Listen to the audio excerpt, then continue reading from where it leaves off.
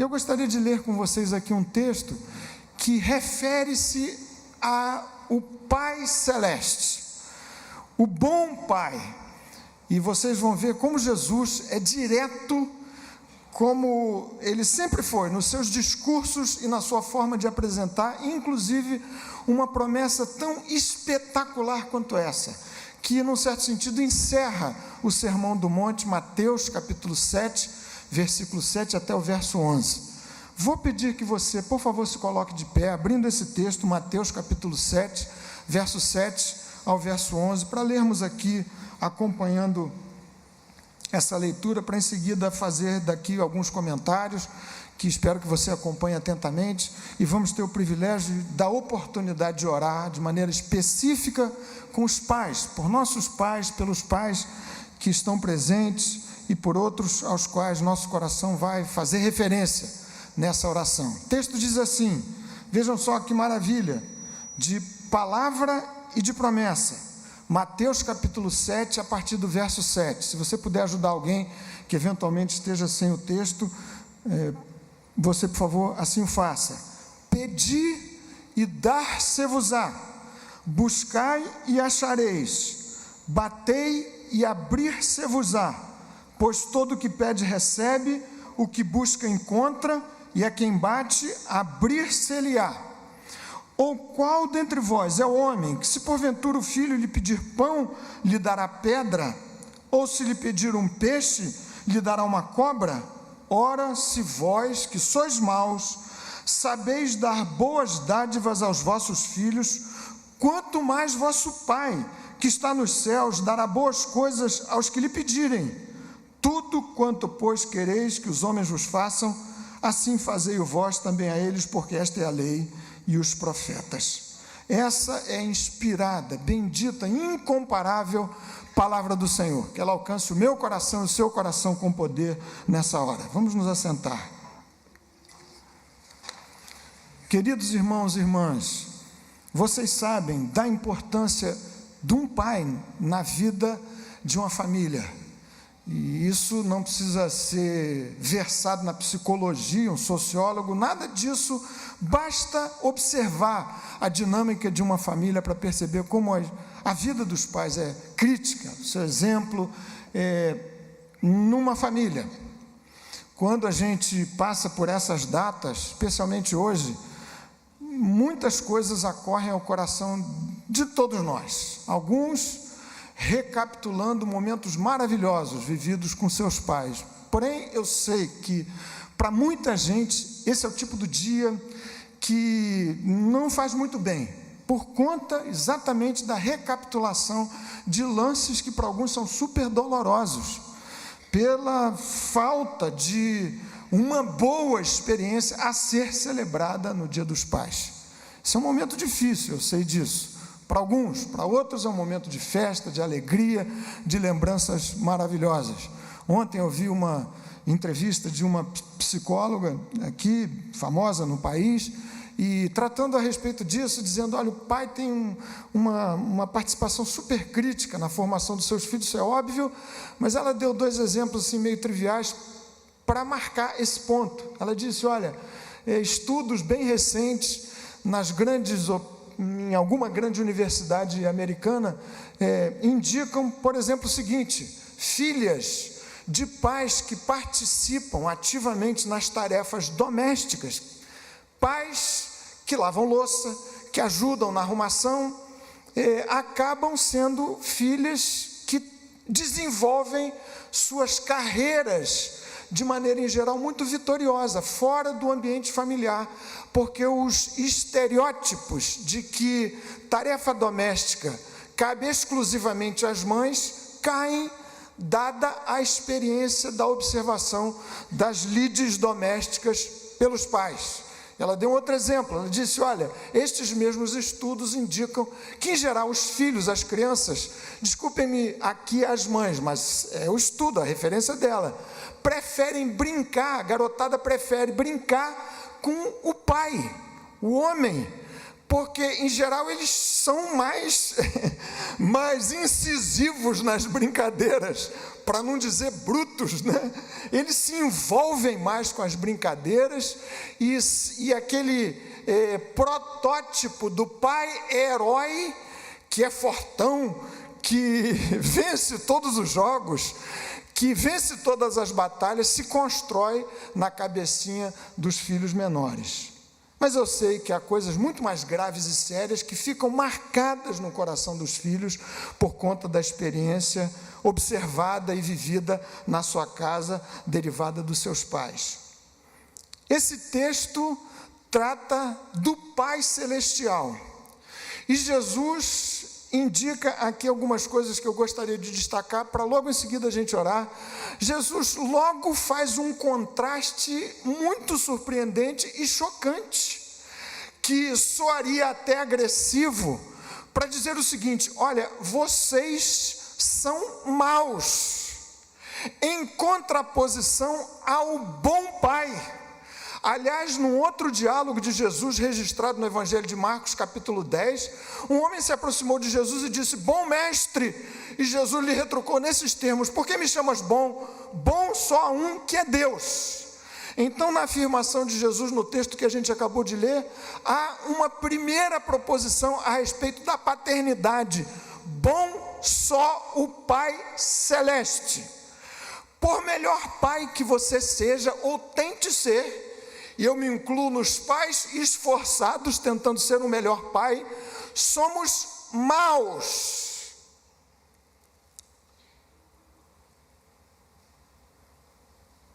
A propósito do Dia dos Pais, eu li também nessa semana estatísticas lá do Hospital Estadual da Criança aqui no Rio de Janeiro, não sei exatamente onde fica, dando conta que no último ano, 1/3 dos transplantes de rins e fígado, parte de fígado, que foram executados nesse ambiente hospitalar, tiveram como doadores pais, dando conta do esforço heróico de pais para salvarem os seus filhos.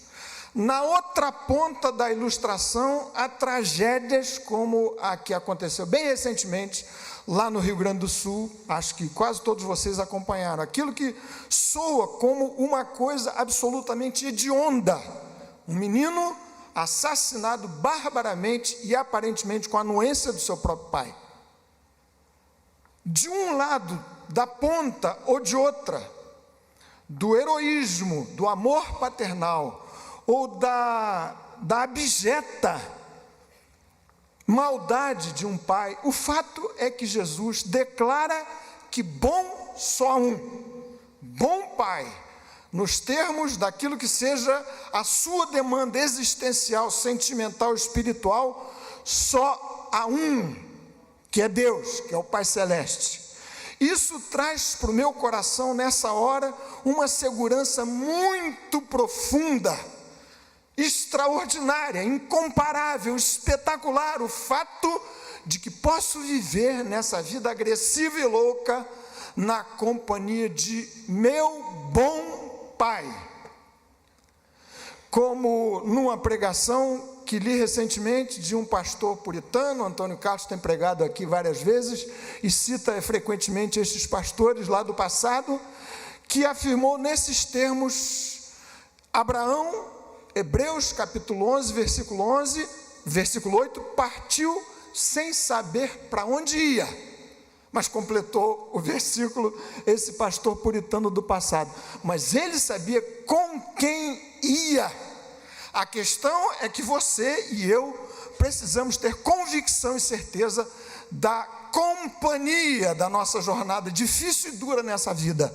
E Jesus diz: bom Pai só há um, para dar segurança, para dar graça, para dar vida, para me amparar nessa difícil jornada da vida, só o Pai Celestial. Ele sim é bom.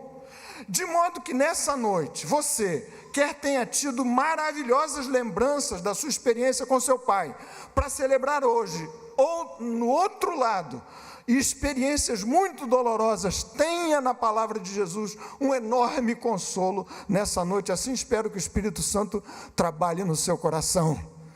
Salmo 27, versículo 10, diz Davi nesses termos: porque se meu pai e minha mãe me desampararem, o Senhor me acolherá. Você pode ter tido o mais zeloso dos pais. Deus, como Pai Celestial, é imensamente melhor. Ele sim é bom. Graças a Deus pela bondade de que você foi objeto. Mas se do outro lado você sofreu terrivelmente por conta da falta de um bom pai na sua casa, saiba que Jesus, que o Senhor, que o Pai das luzes, bom na sua bondade infinita, compensa toda a dor que você eventualmente pudesse ter vivido ou tenha efetivamente vivido. Jesus declara aqui o que nem sempre tem acontecido, que os pais maus, como eu sou, na minha fraqueza, nos meus pecados, nos meus fracassos, mesmo eventualmente tendo boa intenção, tentando ser bom pai, estes mesmos pais, cada terra, dão boas dádivas aos seus filhos. Aqui me permita abrir um parênteses rápido para citar Provérbios, capítulo 14, versículo 26. Você, pai, que veio aqui nessa noite, eu me incluo nestes, não existe melhor dádiva para você deixar para seus filhos do que a experiência do temor do Senhor. Salomão declara nesse texto que acabei de citar: no temor do Senhor tem um homem forte amparo, isto é refúgio para os seus filhos. Não existe herança mais preciosa, não existe melhor dádiva que você, pai, possa deixar de herança para os seus filhos do que sua própria experiência de temor de Deus. Homem temente a Deus, pai temente a Deus, larga para trás bênção incomparável de exemplo, de superproteção da graça de Deus na direção da vida de seus filhos. Mas Jesus, nesse texto, declara uma coisa maravilhosa, espetacular, na sua palavra e na sua promessa. Essa é uma promessa absoluta. Significa dizer, promessa que haverá de se cumprir sempre. Pedi e dar-se-vos-á. O bom pai me promete responder-me de maneira absoluta. Pedi e dar-se-vos-á. Buscai e achareis. Batei e abrir-se-vos-á. E ainda que se trate de uma promessa absoluta, não se trata, entretanto, de uma promessa universal. Porque Jesus está falando aqui de uma relação de pais com filhos. Significa dizer que a promessa haverá de se cumprir sempre na vida dos filhos. E Jesus foi o primeiro a não universalizar a paternidade de Deus na direção dos homens. João capítulo 1, versículo 12. Mas a todos quantos o receberam, referência a Jesus, deu-lhes o poder de serem feitos filhos de Deus, a saber, aos que creem no seu nome. Jesus mesmo, num duro diálogo com certos interlocutores que rejeitavam a sua palavra, João capítulo 8, versículo 44, excluiu alguns dos termos da aplicação do absoluto desta promessa, ao declarar: vocês são filhos do diabo, não são filhos de Deus. Então, meu querido irmão, irmã, pai, mãe, filho, neto, você que está aqui nessa noite, a promessa espetacular, absoluta de resposta de Deus, o bom Pai, o Pai Celestial, no encontro das minhas demandas, dos pleitos do meu coração, funciona desde que eu me inclua na categoria dos seus filhos, e isto só se faz por quem aceita Jesus como seu Salvador. Este ganha o direito, a bênção da propriedade da herança própria e típica e exclusiva dos filhos. O texto declara também um pouco mais que esta promessa absoluta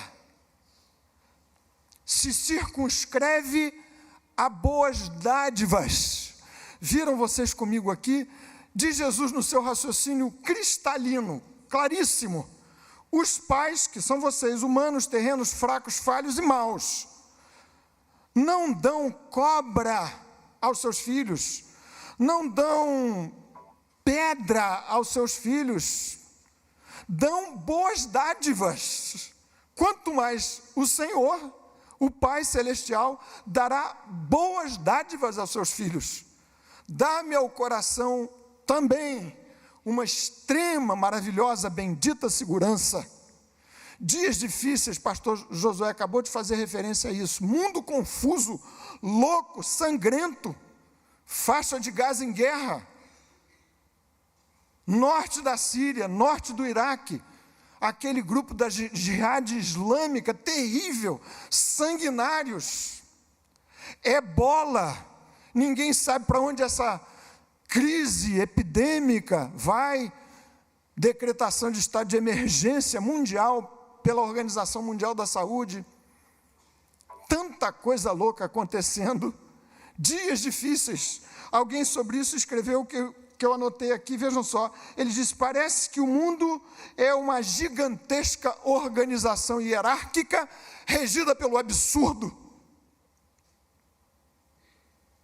Diante de um mundo assim, ouvir de Jesus uma promessa tão absoluta quanto essa, não universal porque ela se dirige aos seus filhos, dá-me ao coração uma profunda, insubstituível graça e paz, para saber que ando com Ele, que Ele me ouve, que Ele me atende, que Ele me dá boas dádivas. Significa dizer que nem tudo que haverei de pedir e pleitear nas minhas orações, no clamor da minha alma para Deus, Ele me concederá, graças à sua bondade por isso.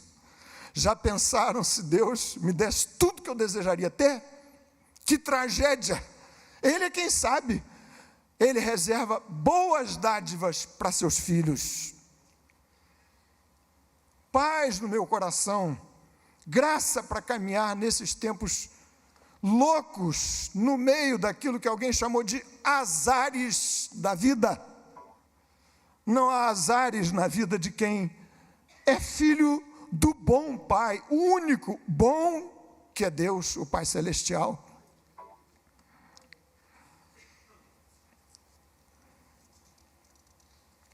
E Jesus termina por dizer que, você pode ver o texto paralelo em Lucas capítulo 11, a melhor das dádivas é o Espírito Santo. O texto faz coro com as duas orações que Paulo registra, uma oração que ele registra na carta aos Efésios, capítulo 1, depois no capítulo 2. Sua oração tem a ver com o fato e a demanda mais profunda do coração humano.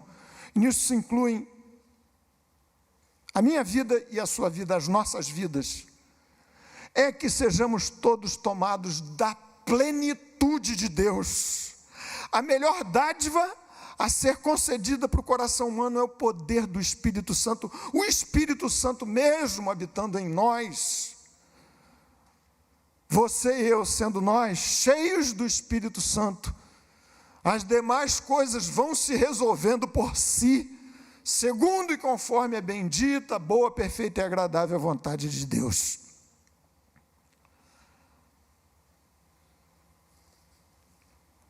Finalmente, diz Jesus, você precisa, em busca de uma vida cheia do Espírito Santo, recebendo a boa dádiva da parte do bom Pai, Pai Celestial, precisa ser insistente,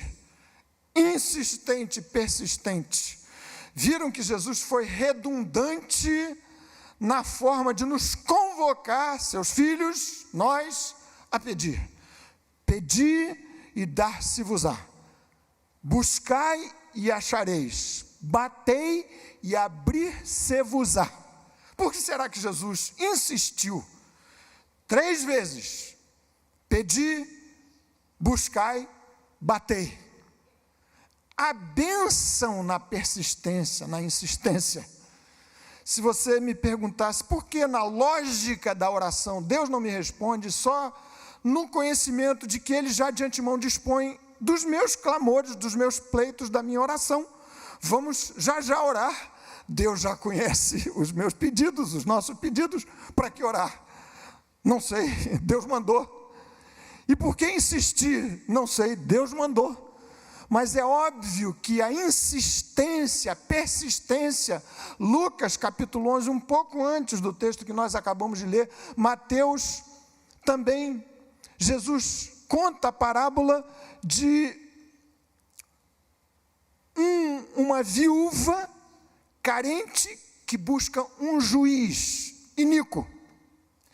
E conta Lucas capítulo 18, conta uma outra parábola a respeito do mesmo ponto, de um amigo que procura um outro amigo à meia-noite, na hora mais importuna ou inoportuna possível. Lucas capítulo 18, o texto se inicia assim: Jesus contou esta parábola sobre o dever de orar sempre e nunca esmorecer. E aqui eu encerro para a gente orar. Por que insistir? Por que persistir na oração? Por que clamar insistentemente a favor e a respeito da boa dádiva que o Pai das luzes, o Pai celestial, me haverá de conceder de maneira ampla, abundante, completa, superabundante, aliás, o Espírito Santo. Devo insistir, porque quanto mais eu insisto em pedir-lhe, mais perto eu estou do Pai. E se outro bom motivo não houvesse, este já seria mais do que suficiente para você ser insistente no seu clamor e na sua oração. Quanto mais você insiste, mais você se aproxima de Deus.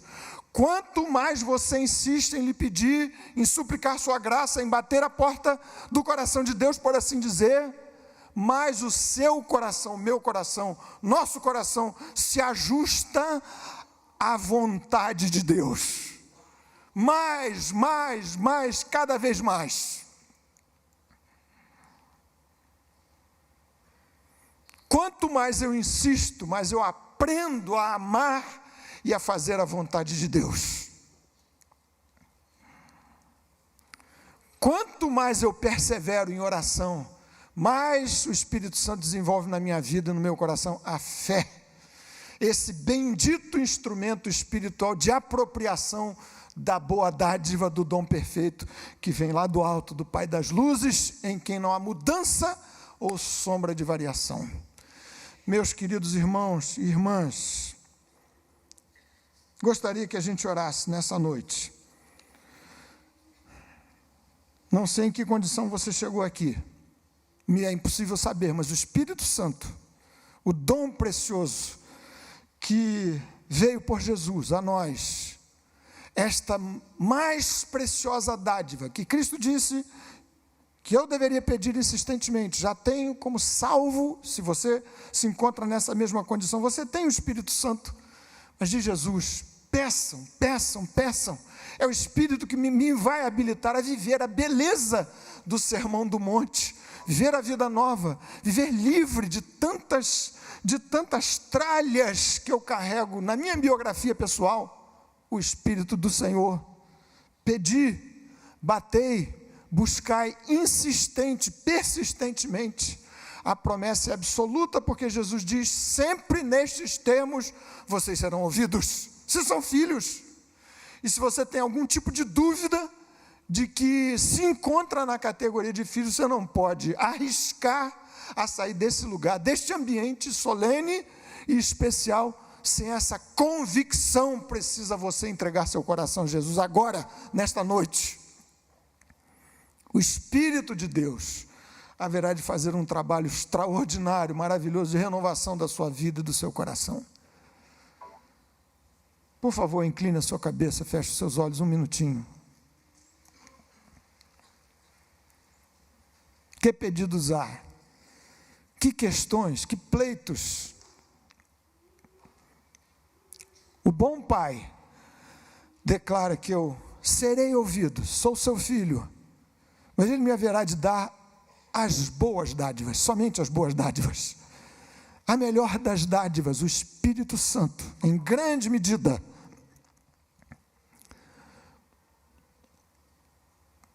Para você e eu vivermos o esplendor da vida prometida por Jesus para aqueles que o aceitam, o recebem.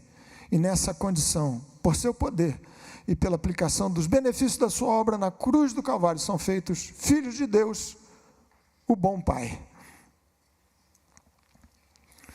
Quem sabe nessa noite você se sente herdeiro de indesejadas marcas por conta da sua experiência familiar ruim.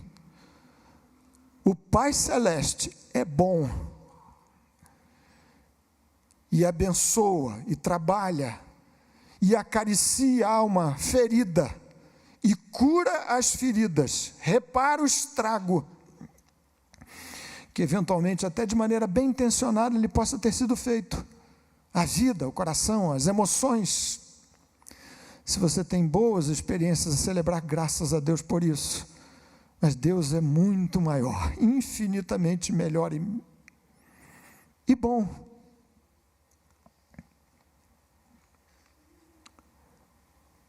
Que o Espírito de Deus aplique ao seu coração, ao meu coração, ao nosso coração, a sua bendita e santa palavra nessa noite.